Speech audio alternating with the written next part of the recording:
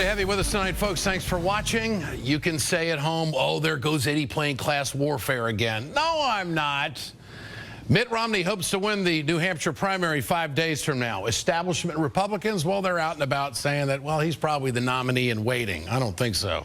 Romney is going to have a real hard time selling himself to middle-class Americans. The proof is in his bank account, my friends. A financial consulting firm figured out the net worth of presidential candidates from the past 20 years. Pretty lofty numbers. Billionaire Ross Perot is the richest. Steve Forbes comes in second, who, by the way, is endorsing Mitt Romney. Romney is third. That's right. He is the third richest candidate to ever run for president over the last 20 years. He's worth, ding, ding, $250 million. Now, let me give you another number. 3,140. Mitt Romney is one of the 3,140 richest people in America. Good for him. Nice to know he can make a dollar. Those 3,140 people are in the top 0.001% of all wage earners in this country. And let me make something perfectly clear. I don't have a problem with anybody that makes a dollar. I just don't want them picking on people that don't have that kind of success, because that's really an elite group economically in this country.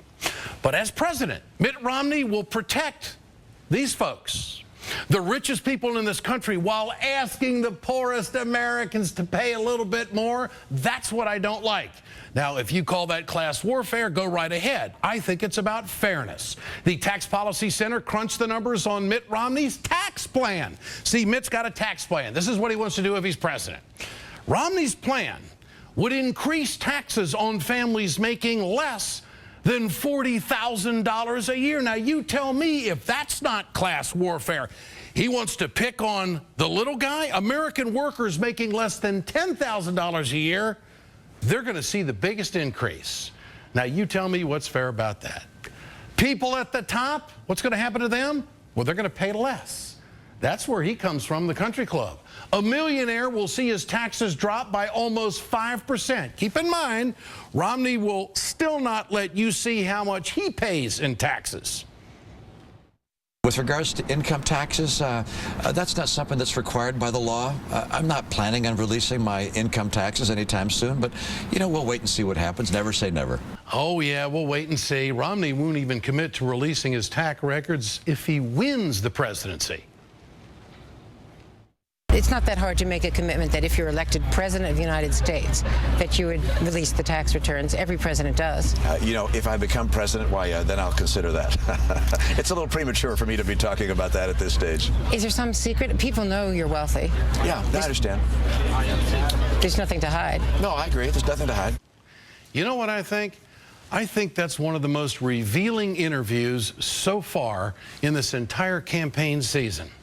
Because if you're proud of where you came from and what you've done, you shouldn't have any reservations at all as a person, if you want to lead, to tell people about it, because you want them to have the same kind of success that you've had. Now, that's just a personal view on my part. Now, we know why Mitt Romney won't release his tax returns. His investment income is worth millions and is taxed, my friends, at a much lower rate than regular wages.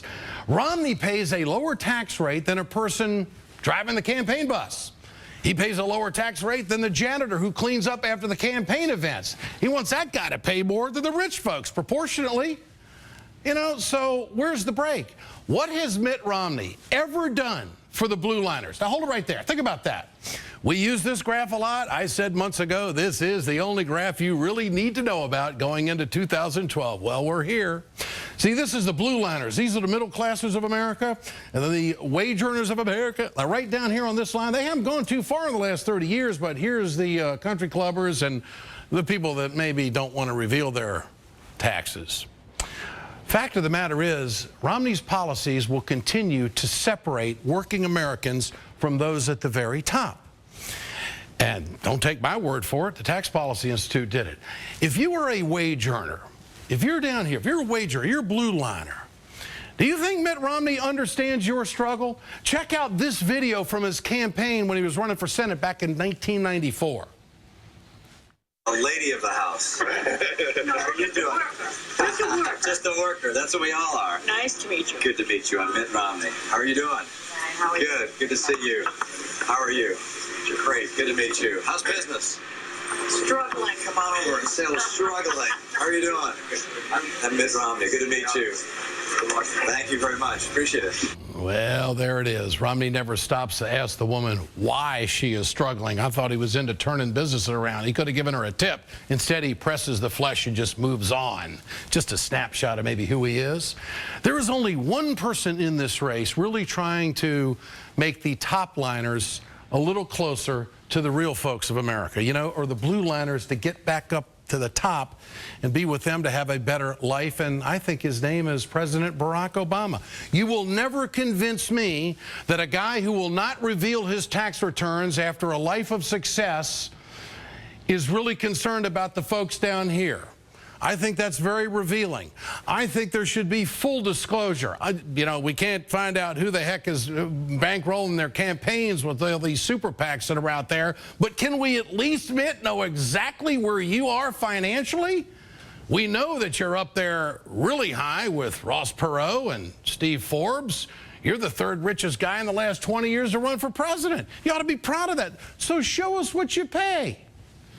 Get your cell phones out. I want to know what you think. Tonight's question, percentage-wise, do you think Mitt Romney pays more or less than you do in taxes? Text A for more, text B for less to 622-639. You can go to our blog and leave a comment there at ed.msnbc.com. I have nothing against anybody doing extremely well. That's what capitalism is all about. That's what America is all about. I think the Republicans, what do they call it? Oh, American exceptionalism. That's what they call it. Hey, go have at it.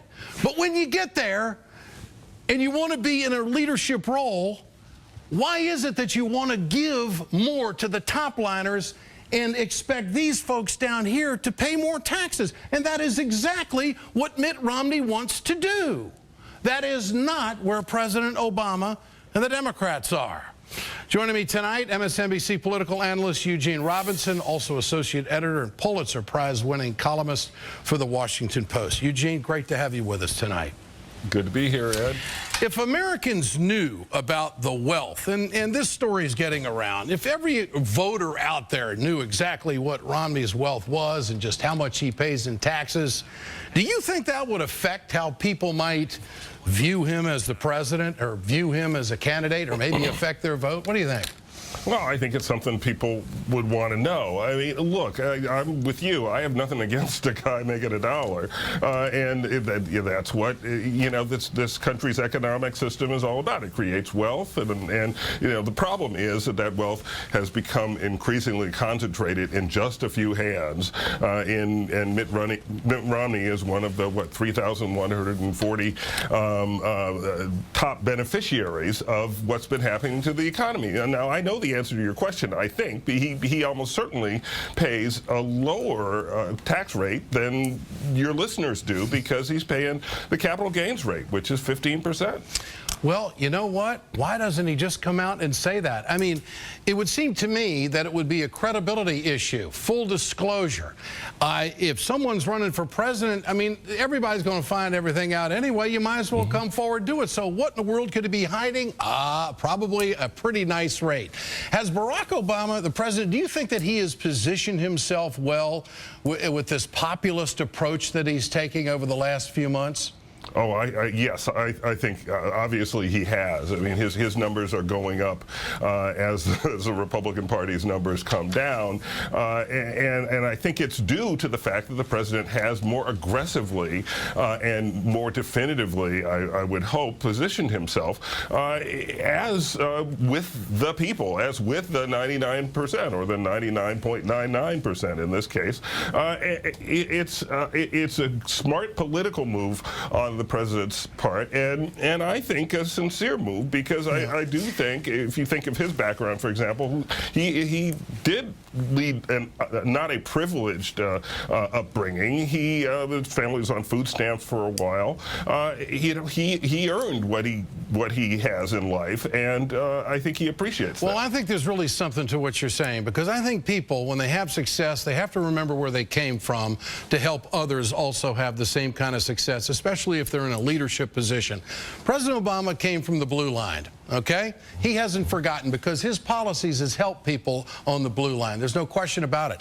I'm going to spend more time looking into what Mitt Romney has done for the blue liners of America, you know, because I think that is the story. When we talk about income inequality in this country, and it is a big issue, its polling is a big issue with a lot of Americans out there, this is the story about who they're going to be electing. And I really do think that if you've been there, done that, you can't forget how you did it. And I just think that Romney's got some serious economic questions to ask. Now, establishment Republicans, I guess you could say, are circling the wagons. Karl Rove wrote this editorial in the Wall Street Journal calling Romney's 8-vote win in Iowa, quote, a big victory. And here's what John McCain told CBS after endorsing Romney in New Hampshire. Well, I think that it's very much time to select our nominee and to move forward into the general election mode. Well, will the establishment Republicans, I guess we can call them, are they going to shut down any threat to Romney? Is he really the guy?